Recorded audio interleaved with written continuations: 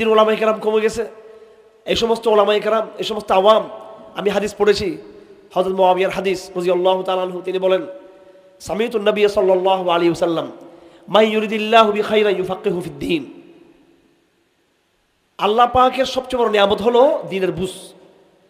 আল্লাহ পাক যখন কোনো মানুষের ব্যাপারে মঙ্গল কামনা করেন, কোনো ব্যক্তির ব্যাপারে, কোনো ব্যক্তির সম্পর্কে মঙ্গল কামনা করেন, আল্লাহ পাক তাকে আউলিয়াউল্লাহ আল আখফিয়া আল আতকিয়া, যারা গোপন থাকে এমন মুত্তাকি, আল্লাযীনা ইযা হাযারু, যখন নাকি তারা মজলিসে আসে, লাম ইউরাফু, কেউ তাদেরকে চিনে না, ওয়া ইযা হাযারু লাম ওয়া ইযা গাবু লাম ইফতাকাদু, তারা মজলিস থেকে বের হয়ে গেলে কেউ তাদেরকে খুঁজ নেয় না।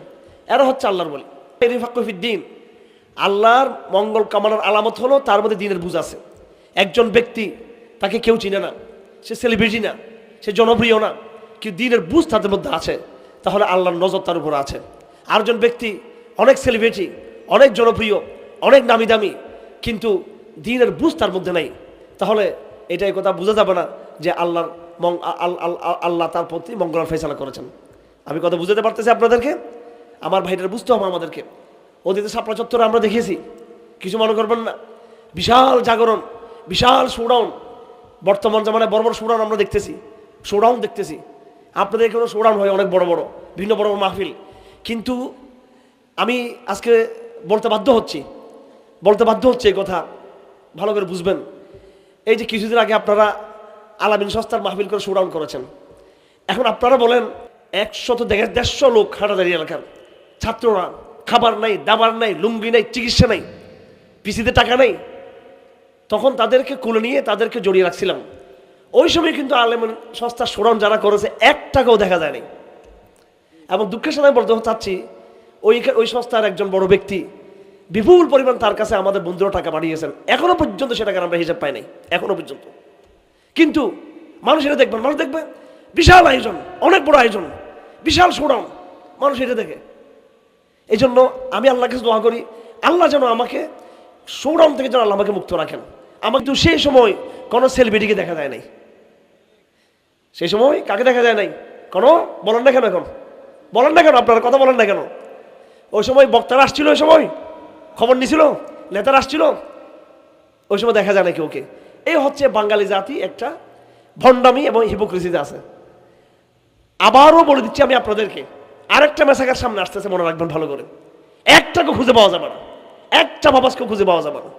ওই হাটাজারিতে, যেই হাটাজারিতে এত বড় মেসাকার হয়ে গেল, এত বড় মেসাকার হলো হাটাজারিতে, 4টা ছেলে শহীদ হলো, একটা মামলা করার হ্যাডাম যাদের নেই, একটা মামলা করার হ্যাডাম নেই। এমনি বড় বড় এই সংস্থা, সে সংস্থা, এই গোড়ার ডিম, সে গোড়ার ডিম, একটা মামলা তারা করতে পারে না। কত অথর্ব, কত অযোগ্য সমস্ত লোকগুলো। শাপলা চত্বরে বলা হয় থেকে এত লোক মারা গেছে, এখনো পর্যন্ত একটা মামলা আমাদের হেফাজত তারা করতে পারে নাই।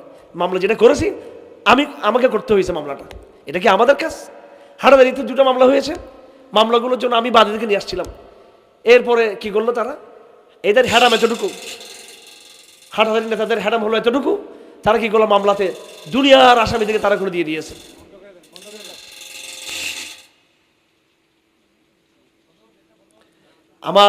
আমি আসলে আপনারা বড় কষ্ট পাবেন না, কথাগুলো বলার উদ্দেশ্য হলো যে এই দ্বীনের বুঝ এটা একটা ভিন্ন জিনিস।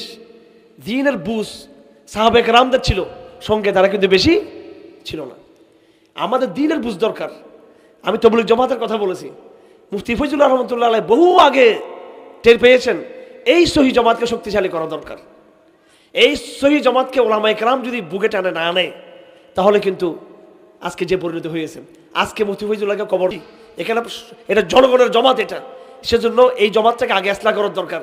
আজকে থেকে 25 বছর আগে যখন মুফতি আহমদুল হক সাহেব রহমতুল্লাহ এটা বলেছেন, তখন কিছু মনে করবেন না। আমি একটা কথা বলি, আমি তো সত্য কথা বলছি, এর আগে হাটাজারির কথা বললাম, অনেকের খারাপ লাগতেছে। মুফতি ফয়জুল্লাহ আহমদুল হক সাহেব যখন বলতেছেন তাবলীগ জামাতের ইসলাহ করার দরকার, তখন এই তাবলীগ দুটো জামাত কিন্তু ওনার কথা বিরোধিতা করছে, দুটো দল এটা বিরোধিতা করছে। আমার ভাইরা, লোক চিনতে ভুল করবেন না। আমাদের খায়ের খা, আমাদের মুরব্বীরা, আমাদের আকাবাররা আমাদের খায়ের খা, হাকিমুল উম্মত আশরাফ আলী থানভী, হাকিমুল ইসলাম কারি রহমতুল্লাহ আলাইহি, মুফতি আজম ফয়জুল্লাহ রহমতুল্লাহ আলাইহি, হ্যাঁ মুফতি আজম আহমদুল হক রহমতুল্লাহ আলাইহি, ওনারা আমাদের দিক নির্দেশক ছিলেন। সব কথা ওনারা বলে গেছেন, সব বলে গেছেন ওনারা, কি হবে না হবে সব বলে গেছেন। যখন মুফতি আহমদুল সাহেব বলতেছেন তোদের ইসলাহ করার দরকার, আমি নাম ধরে বলতে পারবো, ওইদিকে যারা আছে সাতপন্থী এরা তো বিরোধ করছে এটা, এদিকে যারা আছে তারাও এটা শুনতে চায়নি। আজকে ওনারা বিপদে পড়ছেন, বিপদে পড়ে এখন আলমদিকে রাখতেছেন। আজ তোমরা আলমদিকে যে সম্মান করতেছো, এটা 30 বছর আগে করো না কেন? তোমরা 25 বছর আগে করো না কেন? লাভলি দাও না কেন? দাওয়াত আহমদ শফিকের কথা বলতে দাও না কেন? জুনায়েদ বাবুরকে বুঝাই দাও না কেন? ওলামা ইকরাম তবলিগ বুঝাই দাও না কেন তোমরা? সেই সময় ওই সময় তোমরা দুলুগুর ব্যাগ ছিল, তখন ওলামা ইকরামদের মূল্য ছিল না। এগুলো কথা বাস্তব কথা এগুলো। আমার ভাইয়েরা, ওলামা ইকরামের নেতৃত্ব ছাড়া কোনোদিন বিপ্লব হবে না, কোনোদিনও। আফগানিস্তানে বিপ্লব হয়েছে ওলামা ইকরামদের মাধ্যমে, সুন্নি ওলামা ইকরাম। ইরানে বিপ্লব হয়েছে শিয়া ওলামা ইকরামদের মাধ্যমে। এই ভারতবর্ষে প্রথম জিহাদ সূচনা করেছে ওলামা ইকরাম সৈয়দ আহমদ শহীদের নেতৃত্বে।